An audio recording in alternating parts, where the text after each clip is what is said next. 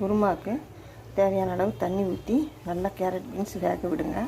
அதுக்கப்புறம் தேவையான அளவு உப்பு போட்டுக்குங்க. உப்பு போட்டு கிளறி விடுங்க.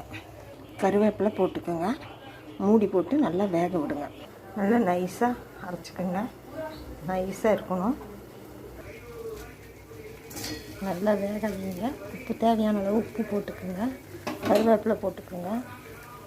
அரைச்சதை ஊற்றி நல்லா கிளறி விட்டு தேவையான அளவு உப்பு போட்டு மூடி வைங்க.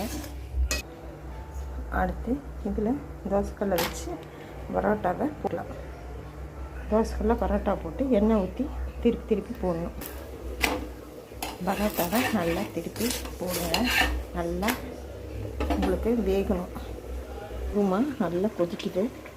நல்லா கொதி வந்தோடனே கருவேப்பிலை கொத்தமல்லி தூவி இறக்கிக்கோங்க. பரோட்டாவும் குருமாவும் ரெடி. சூப்பரான சுவையாக